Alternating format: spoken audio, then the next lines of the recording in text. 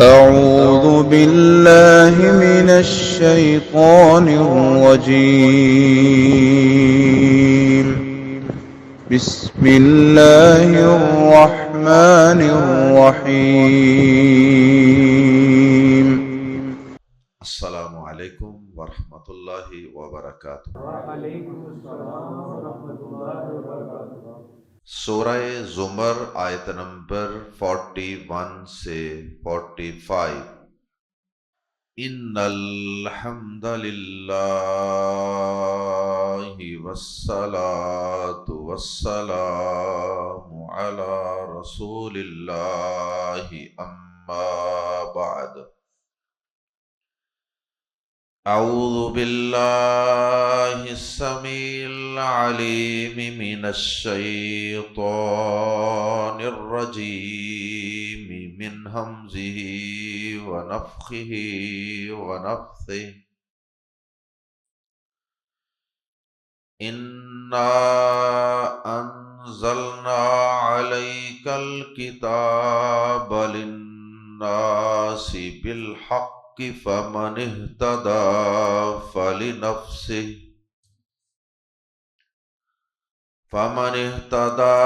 فلنفسه ومن ضل فإنما يضل عليها وما أنت عليهم بوكيل۔ اللہ یتوفی الانفس حین موتها والتي لم تمت في منامها فيمسك التي قضى عليها الموت ويرسل الأخرى إلى أجل مسمى ان فی ذلک لآیات لقوم یتفکرون۔ ام اتخذوا من دون اللہ شفعاء قل اولو كانوا لا يملكون شيئا ولا يعقلون قل للہ الشفاعۃ جمیعا لہ ملک السماوات والارض ثم الیہ ترجعون۔ وَإِذَا ذُكِرَ اللَّهُ وَحْدَهُ اشْمَأَزَّتْ قُلُوبُ الَّذِينَ لَا يُؤْمِنُونَ بِالْآخِرَةِ وَإِذَا ذُكِرَ الَّذِينَ مِن دُونِهِ إِذَا هُمْ يَسْتَبْشِرُونَ۔ گزشتہ آیات میں کافروں کے کفر، شرک اور ان کی ہٹ درمیوں کا تذکرہ تھا۔ اب کافروں کی ضد، ہٹ درمی بار بار اللہ رب العزت کی طرف سے نازل کردہ دلائل کو سننے کے باوجود ان کا کفر اور شرک پر اڑے اور جمے رہنا، یہ پیارے نبی جناب محمد الرسول اللہ صلی اللہ علیہ وسلم کو بہت تکلیف دیتا تھا۔ آپ اس سے بہت رنجیدہ اور غمزدہ ہوتے تھے۔ اللہ پاک نے آیات زیر تفسیر میں اپنے پیارے حبیب جناب محمد کریم صلی اللہ علیہ وسلم کو تسلی دی۔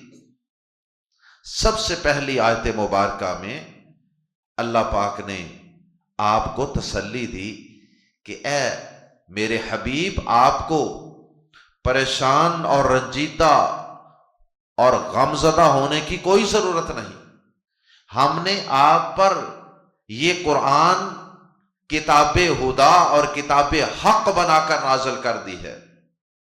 اب جس کا جی چاہتا ہے وہ اس پر ایمان لے آئے اور اس کتاب کو اپنا راہبر و رہنما مان لے، اور جس کا جی نہیں چاہتا وہ اس کو نہ مانے۔ اب ہدایت اور گمراہی واضح ہو چکے ہیں۔ اب جو شخص راہ ہدایت کو قبول کرے گا اس کا فائدہ اسی کو ہوگا، اور جو شخص راہ ضلالت و گمراہی کو منتخب کرے گا اس کا نقصان اور وبال بھی اس کی اپنی جان پر ہوگا۔ آپ کو اس کا کوئی نقصان نہیں ہوگا، اور کسی مسلمان اور مومن کو بھی، مواحد کو بھی کوئی نقصان نہیں ہوگا۔ اس لیے اس کا فائدہ نقصان یہ اس شخص کو خود ہوگا، اس کے فائدے نقصان کا وہ خود ذمہ دار ہوگا۔ آپ ان پر کوئی داروغے نہیں ہیں۔ آپ کو ہم نے صرف ان تک اپنا پیغام پہنچانے کی ذمہ داری لگائی ہے، باقی ہم نے آپ کو ان پر کوئی ذمہ دار اور داروغہ نہیں بنایا کہ آپ ضرور ہی انہیں راہ ہدایت پر لائیں۔ پہلی آیت مبارکہ میں اللہ پاک نے اپنے پیارے نبی صلی اللہ علیہ وسلم کو ان الفاظ میں تسلی دی ہے، اور اس کے بعد اللہ رب العالمین نے دوبارہ اپنی توحید کے، اپنی قدرتوں کے دلائل کا تذکرہ فرمایا کہ انسانوں کو سلانا، ان کو جگانا اور ان کو زندہ کرنا، ان کو موت دینا، یہ ساری چیزیں اللہ پاک فرماتے ہیں کہ یہ سب میرے ہی اختیار میں ہیں۔ میرے علاوہ جن لوگوں کو، جن ہستیوں کو اور جن بتوں کو، زندوں مردوں کو انہوں نے معبود بنا رکھا ہے اور اپنے سفارشی سمجھ رکھا ہے، وہ تو کسی کو نہ نیند دے سکتے ہیں، نہ کسی کو نیند کے بعد دوبارہ وہ جگا سکتے ہیں، اور نہ کسی کی زندگی اور موت کے ہی مالک ہیں۔ اور پھر اللہ پاک نے یہ بھی بتا دیا کہ قیامت کے دن، یہ مشرک سمجھتے ہیں کہ قیامت کے دن ہمارے یہ معبود، یہ ہمارے سفارشی بن کر اللہ کی عدالت میں کھڑے ہو جائیں گے اور ہمیں بچا لیں گے، لیکن اللہ پاک فرماتے ہیں کہ ایسی بات ہرگز نہیں، وہ کسی چیز کا اختیار نہیں رکھتے، اور اختیار سارے کا سارا، سفارش کا اختیار سارے کا سارا اللہ کے پاس ہے۔ وہی زمین و آسمان کا بادشاہ ہے، اور اسی کے پاس تم سب نے لوٹ کے جانا ہے۔ یعنی اللہ پاک نے اپنی توحید کے مزید کچھ دلائل بیان کر دیے، شاید یہ مشرک اب ہی سمجھ جائیں۔ اور آخری آیت مبارکہ میں اللہ پاک نے کفار و مشرکین کی حالت کا تذکرہ کیا کہ ان کے اندر کفر اور شرک اور غیر اللہ کی محبت اس قدر کوٹ کوٹ کے بری ہوئی ہے کہ جب بھی آپ اکیلے اللہ کا ذکر کریں گے تو ان کے دل تنگ پڑ جائیں گے، اور ان کو تکلیف ہوگی، تنگی محسوس کریں گے، لیکن جب آپ اللہ کے علاوہ دیگر ہستیوں کے تذکرے کریں گے اور ان کی سچی جھوٹی کرامتیں بیان کریں گے تو ان کے چہرے کھلکھلا جائیں گے، ان کے چہرے کھل جائیں گے، اور یہ بہت زیادہ خوش و خرم نظر آئیں گے۔ اللہ کی توحید بیان کریں تو ان کے چہرے اتر جاتے ہیں، اور اللہ کے علاوہ دیگر ہستیوں کے تذکرے کریں تو یہ بہت خوش ہو جاتے ہیں۔ اس لیے اے نبی پاک صلی اللہ علیہ وسلم، جن لوگوں کے دل و دماغ میں شرک اور اپنے معبودوں کی محبت اس حد تک کوٹ کوٹ کے بری ہو، انہیں آپ زبردستی راہ ہدایت پر نہیں لا سکتے۔ آئیے قرآن مجید کے الفاظ میں پڑھتے ہیں، آیت نمبر 41 سے، انا انزلنا، بلا شبہ ہم نے نازل کی ہے، علیکا، آپ پر، الکتابہ، کتاب، الف لام کی وجہ سے ترجمہ کریں گے یہ کتاب، بلا شبہ ہم نے آپ پر یہ کتاب یعنی قرآن مجید نازل فرمایا، للناسی لوگوں کے لیے۔ یہ قرآن صرف انبیاء کرام کے پڑھنے کے لیے یا علماء کرام کے پڑھنے ہی کے لیے نہیں ہے، للناس ہے، یہ سب لوگوں کے لیے ہے۔ جس طرح اللہ پاک نے قرآن مجید میں کئی مقامات پہ اس بات کی وضاحت فرمائی ہے، ھدی للناس، کہیں فرمایا فیہ ذکرکم افلا تعقلون، لوگو اس قرآن میں تمہارا ہی ذکر ہے۔ اور پھر بار بار قرآن مجید میں یا ایھا الناس یا ایھا الناس کے الفاظ سے اللہ پاک ساری انسانیت کو مخاطب کرتے ہیں۔ تو یہ قرآن ہر خاص و عام کے لیے، یہ کسی خاص طبقے کے لیے نہیں ہے، یہ ہر خاص و عام کے لیے، چھوٹے بڑے مرد عورتیں، پڑھے لکھے ان پڑھ، سب کے لیے۔ انا انزلنا علیک الکتاب للناس، بلا شبہ ہم نے آپ پر یہ کتاب لوگوں کے لیے نازل کی ہے، بالحق کی، حق کے ساتھ، حق کے ساتھ نازل کی ہے کا ایک مطلب تو یہ ہے کہ اس کو نازل کرنے کا ایک مقصد ہے، یہ با مقصد نازل کی ہے، ایسے نہیں ہے کہ بغیر مقصد کے نازل کر دی، اس کا ایک مقصد ہے۔ اور وہ مقصد کیا ہے؟ کہ لوگ اس قرآن کو پڑھیں، سمجھیں، اس پہ غور و فکر کریں، اور اس قرآن کے مطابق اپنے عقائد کو اور اپنے اعمال کو، اپنے معاملات کو، اپنی زندگیوں کو، غمیوں خوشیوں کو، زندگیوں کو اس کے مطابق ڈال لیں، با مقصد بنا کے نازل کیا ہے۔ ایک اس کا مفہوم یہ ہو سکتا ہے کہ اس کتاب میں بیان کردہ جتنی بھی باتیں ہیں وہ سب مبنی بر حق ہیں، ان میں کوئی بات بھی ایسی نہیں ہے کہ جو درست نہ ہو، جو بر حق اور سچی نہ ہو، ہر بات حق ہے۔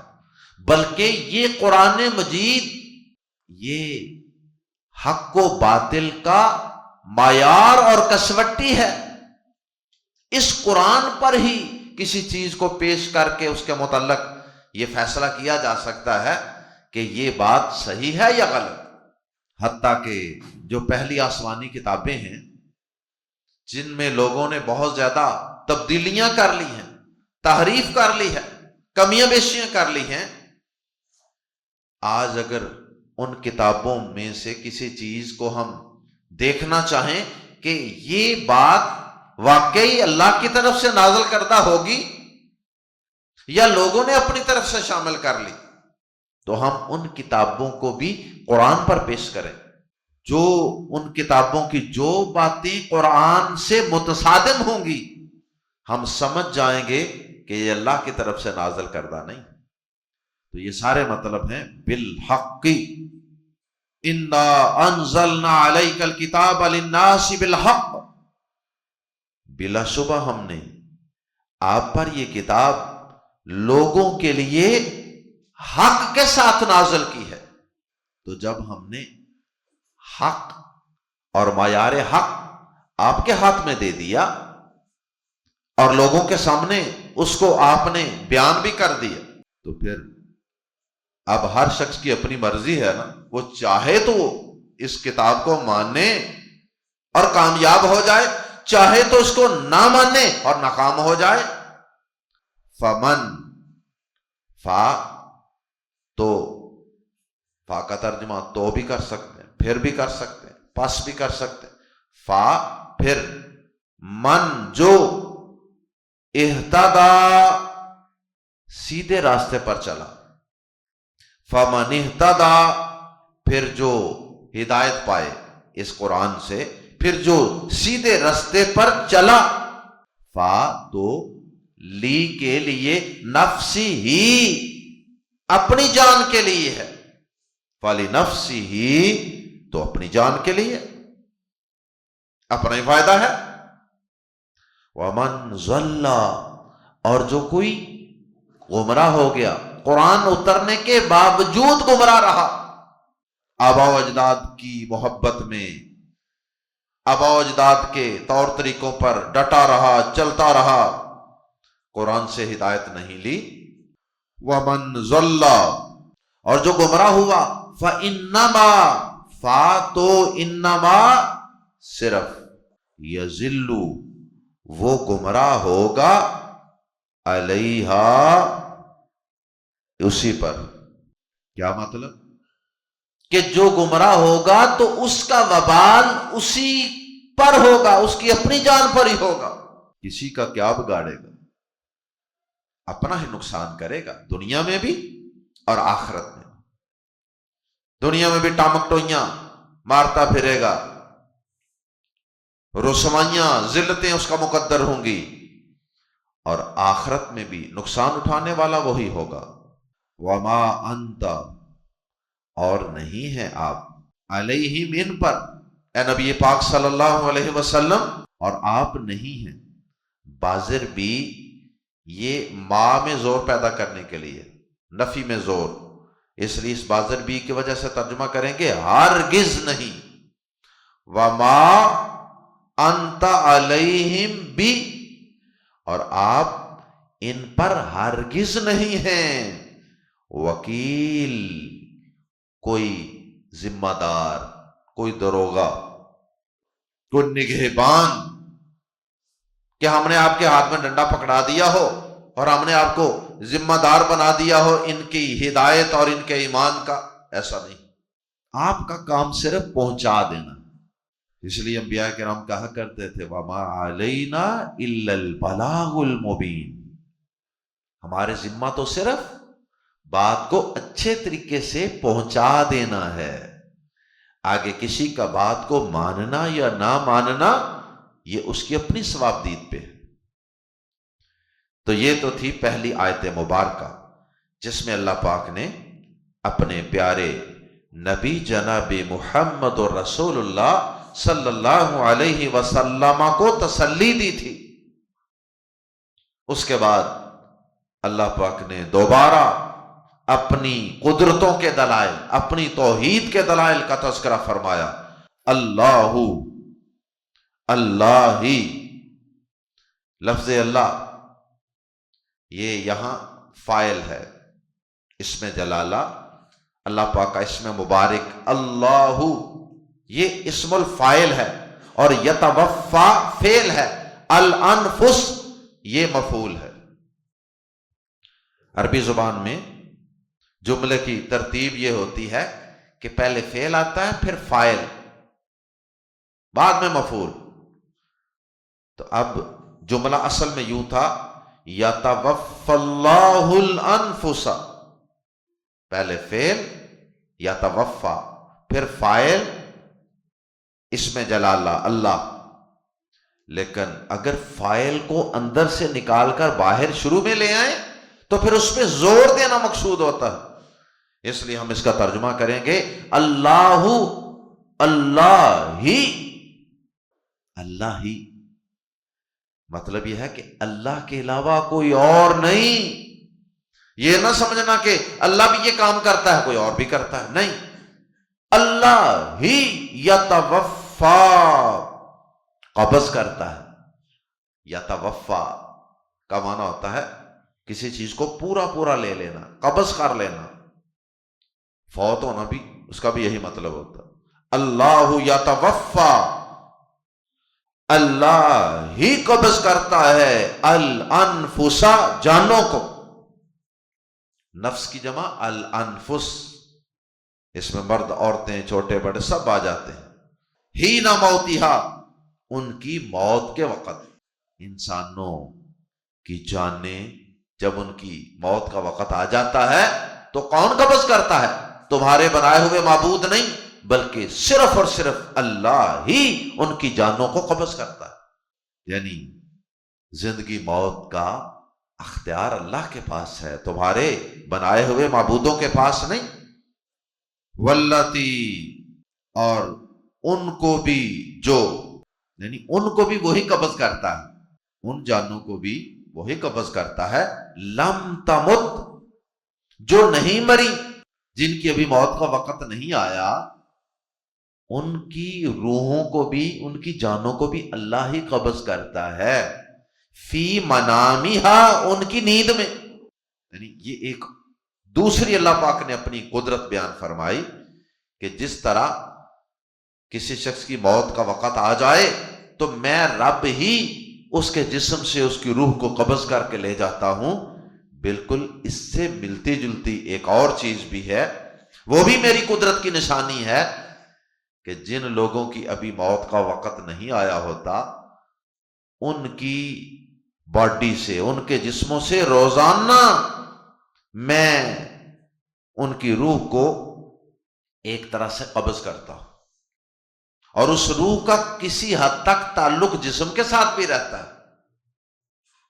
یہی وجہ ہے نا کہ جب انسان سو جاتا ہے تو اسے کچھ پتہ نہیں ہوتا، اور اس کے باوجود کچھ پتہ بھی نہیں ہوتا، روح پوری انسان کے جسم میں نہیں ہوتی، اور دوسری طرف اس کی سانس بھی چل رہی ہوتی ہے، دل بھی دھڑک رہا ہوتا ہے، نبض بھی چل رہی ہوتی ہے، سانس بھی لے رہا ہوتا ہے، اس کا نظام ہضم، ڈائجسٹو سسٹم بھی کام کر رہا ہوتا ہے، سارا کچھ چل رہا ہے، لیکن اس کے باوجود انسان کو کوئی پتہ نہیں وہ کہاں ہے۔ یہ بھی اللہ تعالیٰ کی عظیم کاریگری ہے اور قدرت ہے، جس سے آج تک سائنس پوری طرح سمجھ نہیں سکی کہ یہ کیا چکر ہے، نیند میں کیا ہوتا ہے۔ اللہ اکبر۔ اسی وجہ سے پیارے نبی صلی اللہ علیہ وسلم نے نیند پر موت کا لفظ استعمال کیا ہے۔ ایک قسم کی وہ موت ہی ہوتی ہے، کیونکہ انسان اس وقت پوری طرح زندہ بھی نہیں ہوتا اور مردہ بھی نہیں ہوتا۔ جیسا کہ پیارے نبی صلی اللہ علیہ وسلم نے جو دعائیں سکھائی ہیں جاگنے کی اور سونے کی، ان میں یہی ذکر ہے نا، بسمی کا، تیرے نام کے ساتھ، اللہم، اللہم بھی بعض احادیث میں آتا ہے، اور صحیح بخاری میں اللہم کے بغیر الفاظ ہیں، بسمی کا، تیرے نام کے ساتھ، اموت و احیا، میں مرتا ہوں اور زندہ ہوتا ہوں۔ یہ دعا کب پڑھنی ہے؟ سوتے وقت۔ اسی طرح جب آپ بیدار ہوتے، صحیح بخاری میں الفاظ ہیں، الحمدللہ الذی احیانا بعدما اماتنا والیہ النشور، اس اللہ کا شکر ہے جس نے ہمیں مارنے کے بعد دوبارہ زندہ کیا۔ اسی طرح ایک سفر میں نبی صلی اللہ علیہ وسلم اور صحابہ کرام رستے میں پڑاؤ ڈالتے ہیں، اور سب کو نیند آ جاتی ہے اور فجر کی نماز گزر جاتی ہے، سورج طلوع ہو جاتا۔ اس وقت آپ نے یہ الفاظ بیان فرمائے تھے، ان اللہ قبض ارواحکم، بے شک اللہ پاک نے تمہاری روحوں کو قبض کر لیا تھا۔ تو اسی بات کی طرف اشارہ ہے، اللہ یتوفی الانفس حین موتها والتی لم تمت فی منامہا، اور ان کو بھی اللہ ہی قبض کرتا ہے جو نہیں مری، جو جانیں نہیں مری۔ اور کہاں قبض کرتا ہے اللہ؟ کس وقت قبض کرتا ہے؟ فی منامہا، ان کی نیند میں۔ فا، پھر یمسکو، وہ روک لیتا ہے، اللاتی، جو یا جسے، قضا، اس نے فیصلہ کیا ہوتا ہے، علیہا، اس پر، اس جان پر، پھر وہ اس جان کو روک لیتا ہے جس جان پر اللہ نے فیصلہ کیا ہوتا ہے، الموت، موت کا۔ بعض بات ایسے بھی ہوتا ہے کہ اللہ پاک نے روح اس کی قبض کی تھی نیند کے لیے، لیکن بعد میں اللہ پاک کہتا ہے کہ چلو اب اس کو روک ہی لو۔ اللہ پاک اس روح کو واپس لوٹاتا ہی نہیں، جسے کہتے ہیں نا کہ وہ ستا ہی سو گیا۔ اللہ اکبر۔ وَيُرْسِلُ، اور وہ بھیج دیتا ہے الاخری دوسری کو الی اجل مسمی ایک وقت مقرر تک. اور جن کی ابھی اللہ نے موت کا فیصلہ نہیں کیا ہوتا ان کی روحوں کو اللہ پاک واپس لوٹا دیتا ہے. کب تک؟ یہ سلسلہ روزانہ ہی چلتا رہتا ہے. روزانہ اللہ جان قبض بھی کر رہا ہے اور پھر صبح کے وقت واپس بھی لوٹا دیتا ہے. کب تک؟ الی اجل مسمی ایک مقرر وقت تک. وہ 40 سال ہے، 50 سال ہے، 60 سال ہے، اللہ کو پتہ. تو اس سے مراد بڑی اور آخری موت ہے. ایک موت کا ذائقہ تو ہم روزانہ چکھتے ہیں نیند کے وقت، اور الی اجل مسمی سے مراد اصلی اور بڑی موت جو ایک ہی دفعہ ہے. ان فی ذالک بے شک اس میں لام زبر لا یقیناً آیات بہت سی نشانیاں ہیں لی کے لیے قوم ان لوگوں کے یتفکرون جو غور و فکر کرتے ہیں. غور و فکر کریں گے تو اس میں بڑی نشانیاں ہیں انسان کی نیند میں اور اس کے روزانہ بیدار ہونے. پہلی نشانی تو یہ ہے کہ یہ جو روزانہ سلانے اور جگانے کا سلسلہ ہے اور اسی طرح موت و حیات کا سلسلہ ہے، یہ صرف اور صرف اللہ کے ہاتھ میں ہے.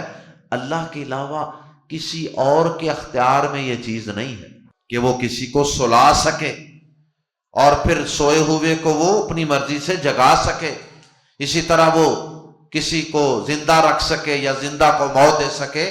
یہ سب اس وحدہ لا شریک کے اختیار میں ہے. اور دوسری نشانی یہ ہے کہ جو رب یہاں روزانہ تمہیں روز موت دیتا ہے، پھر زندگی دیتا ہے، پھر موت دیتا ہے، تو یہ تمہاری روزانہ کی نیند اور بیداری یہ تو دلیل ہے اس بات کی کہ وہ رب اسی طرح جب تمہاری حقیقی موت آ جائے گی تو اس کے بعد بھی وہ تمہیں بیدار کر لے گا، تمہیں کل قیامت کے دن تمہاری قبر سے زندہ کر کے اٹھا لے گا. وہ تو تمہیں تمہاری زندگی میں روزانہ اس چیز سے گزارتا ہے، یہ ایکسپیرینس کرواتا ہے زندگی موت زندگی موت زندگی موت. تو سمجھنے والوں کے لیے اس میں یقیناً بہت سے دلائل ہیں. ام اتخذوا ام یا اتخذوا انہوں نے بنا لیے ہیں من دون اللہ اللہ کے علاوہ شفعاء شفیع کہتے ہیں سفارشی اور اس کی جمع شفعاء سفارشی سفارشی بنا لیے انٹرسیسرز بنا لیے ہیں. مطلب یہ ہے کہ اتنی واضح دلیلیں سننے کے باوجود اللہ تعالیٰ کی اتنی واضح قدرتیں روزانہ نیند اور بیداری کی شکل میں دیکھنے کے باوجود وہ غور و فکر کر کے اللہ کی توحید پر ایمان نہیں رکھتے، بلکہ اس کے باوجود انہوں نے اللہ کے علاوہ کمزور اور بے بس ہستیوں کو اپنے معبود بنا رکھا ہے، یہ کہہ کر کہ یہ ہمارے سفارشی ہیں، یہ ہمیں قیامت کے دن بچائیں گے، یہ ہماری دعا ہم ان سے کرتے ہیں اور یہ آگے اللہ تک پہنچاتے ہیں. ام اتخذوا من دون اللہ شفعاء یا انہوں نے اللہ کے سوا کچھ سفارشی بنا لیے ہیں. قل کہہ دیجئے آبا اور کیا لو کانو اگرچہ وہ ہوں لا یملکونا نا مالک شیئا کسی چیز کے بھی. اے نبی صلی اللہ علیہ وسلم ان مشرکوں سے کہہ دیجئے، یعنی ان سے پوچھئے، پوچھنے کے انداز میں کہیے کہ کیا پھر بھی تم ان کمزور بے بس مخلوقات کو اللہ کے علاوہ معبود بناؤ گے، انہیں سفارشی سمجھتے رہو گے، جبکہ وہ کبھی بھی کسی چیز کے مالک نہ رہے ہوں. ولا یعقلون اور نہ ہی وہ عقل رکھتے ہوں، نہ وہ سمجھ رکھتے ہوں. جن کو تم نے معبود بنا رکھا ہے وہ تو کوئی سمجھ بوجھ بھی نہیں رکھتے. اب بت کیا سمجھ بوجھ رکھتے ہیں؟ درخت کیا سمجھ بوجھ رکھتے ہیں؟ سورج، آگ، ستارے، ان کی اپنی تو کوئی سمجھ بوجھ نہیں. اسی طرح اگر کوئی انسان فوت ہو جاتا ہے، وہ جتنا مرضی نیک ہو، اب فوت ہونے کے بعد اس کو بھی کسی چیز کی کوئی سمجھ بوجھ نہیں ہے، جیسا کہ اللہ پاک نے قرآن مجید میں بے شمار مقامات پہ اس بات کا تذکرہ کیا کہ جنہیں تم اللہ کے سوا معبود بنائے بیٹھے ہو وہ تو یہ بھی نہیں جانتے کہ کوئی انہیں پکار رہا، وہ تو یہ بھی نہیں جانتے کہ انہیں مرنے کے بعد دوبارہ زندہ کب کیا جائے گا،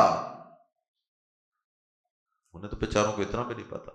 تو کیا یہ اللہ کے علاوہ دیگر ہستیوں کو، دیگر چیزوں کو، کیا یہ پھر بھی سفارشی بنائے رکھیں گے، پھر بھی معبود بنائے رکھیں گے، جبکہ انہیں اس بات کا بھی بتا دیا جائے کہ وہ کسی چیز کا کوئی اختیار نہیں رکھتے اور انہیں کسی بات کی سمجھ بوجھ بھی نہیں، وہ تو تمہاری پکار کو سنتے بھی نہیں ہیں، پھر بھی یہ اشارہ ہے کہ یہ ان کی کم عقلی ہے کہ ان باتوں کا پتہ ہونے کے باوجود بھی انہیں معبود بنائے بیٹھے ہیں۔ قل کہہ دیجئے اے نبی پاک صلی اللہ علیہ وسلم، ایسے لوگوں سے کہہ دیجئے للہ، اللہ ہی کے اختیار میں ہے۔ یہ بھی للہ کے شروع میں آنے سے جار مجرور کا مقام جملے کے شروع میں نہیں ہوتا، لیکن شروع میں آ جائے تو اس سے ہی کا معنی پیدا ہو جاتا ہے، حصر، للہ، اللہ ہی کے اختیار میں ہے۔ الشفاعت، شفاعت، سفارش، انٹرسیشن، یہ اللہ ہی کے اختیار میں ہے، جمیعا، ساری کی ساری۔ کہہ دیجئے کہ شفاعت، سفارش، یہ ساری کی ساری اللہ کے اختیار میں۔ کیا مطلب؟ کہ قیامت کے دن اللہ کی اجازت کے بغیر کسی بڑے سے بڑے اللہ کے پیغمبر میں بھی یہ جرت نہیں ہوگی کہ وہ اپنی مرضی سے اللہ کے سامنے کوئی سفارش کر سکے۔